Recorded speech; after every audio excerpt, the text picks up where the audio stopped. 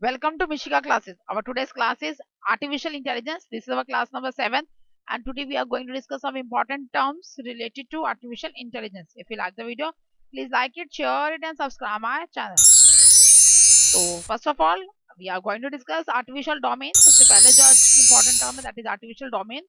The important terms that we are going to discuss today is all the related to the artificial intelligence domain. Artificial intelligence domain के regarding ही important है. तो सबसे पहली term है that was the automatic speech recognisation. तो and it is also called as the ASR. इसको ASR भी कहते हैं, आर्टिफिशियल स्पीच रिकॉग्नाइजेशन. इसका काम क्या है? स्पीच को रिकॉग्नाइज करना, स्पीच को पहचानना. तो स्पीच रिकॉग्नाइजेशन मीन जो अपने आप स्पीच को पहचानती है, ऑटोमेटिकली मीन्स अपने आप पहचानती है स्पीच को, हमारी बात को. That is called ASR, automatic speech recognisation. It is use to recognise the speech and convert it into the text. ये क्या करती है? स्पीच पहचानती है, आवाज पहचानती है और उसको रिटर्न टेक्स्ट के अंदर, फॉर्मेट के अंदर कन्वर्ट कर देती है. ये एक रियल वर्ल्ड एप्लीकेशन मींस इसको हम लोग यूज करते हैं डे टू डे लाइफ में. कुछ भी गूगल पे सर्च करना है आपको, यूट्यूब पे कुछ सर्च करना है, तो वहां पर हमें कुछ भी टाइपिंग करने की जरूरत नहीं. Just we have to click the mic and whatever we want to search we can speak that. Okay, तो we can through the WhatsApp we can also send the messages, voice messages भी हम भेज सकते हैं instead of writing the message. Message को लिखने की जगह पे for that what we have to do, we have to press the mic and whatever we want to speak we can speak that. After release that mic, the message will be transferred, will be sent to that person whom we want to send. जिसको भी हम भेजना चाहते हैं उसके बाद जैसे ही हम माइक पे से अपनी फिंगर को रिमूव करेंगे तो वहीं पे चला जाएगा. तो क्यों? इसके पास क्या? अच्छा, ये जो व्हाट्सएप के थ्रू जा रहा है, in that particular thing that is converted into the audio message only. But in the case of Google search और the YouTube search, that speech is converted into the written format. It has the capability to convert human speech into the written format. So this is all about the ASR. Now next was the computer vision. What is the meaning of computer vision? It can derive a meaningful information from image and videos. Images देखकर या videos को देख के ये क्या करता है? उसका meaningful information को calculate करता है. And this will be again it is a real time application. ये भी एक real time application है, same as that of the speech recognition. In this where we use it in the Google Lens. Google Lens के अंदर हम इसको use करते हैं.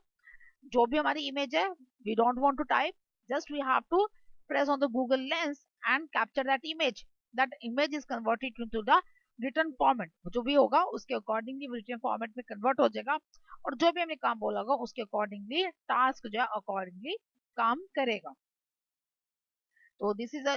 और दूसरी कहाँ यूज होती है? It is also use in the health care apps. Also health care apps जो होती है वहां पर भी ये कन्वर्ट करता है. हेल्थ केयर एप्स के अंदर जो हमारे एक्सरेज हैं या और भी जो भी है उसको आप इस पे अपलोड कीजिए एंड वट एवर दो उसको आपको जो समझ आएगा उसको एनालाइज करके जो भी होगा वो आपको बता देगा कि ये आपकी वैल्यू है, ये आपका प्रॉब्लम है, आपकी ये सोल्यूशन इसका ये. Next is the natural language programming. This is called the NLP. What it is called as NLP. It is a branch of science that deals with the interaction between the computer and human. Human और computer के बीच में जो interaction होती है, for that we use this NLP, that is natural language processing. And what does it mean? It is used to understand and make the correct sections of human language.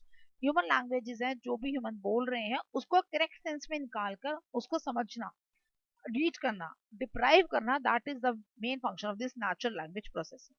देखो, हम लोग तो समझ सकते हैं कि क्या लिखा हुआ है बट कंप्यूटर तो 0 और 1 ही समझता है और उसके अकॉर्डिंगली ही बाकी सारी लैंग्वेज उसमें कोड करी गई है.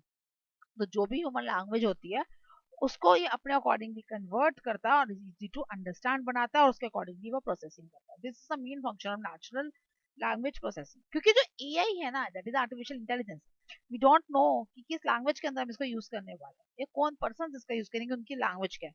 तो it is very very necessity, बहुत ज्यादा जरूरी है to understand each and everything.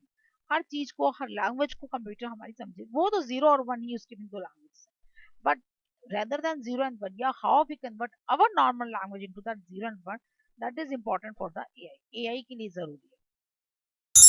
Now the next one is your AI ethics. What is the AI ethics? So first of all, the know the meaning of the ethics. Ethics का मतलब क्या है?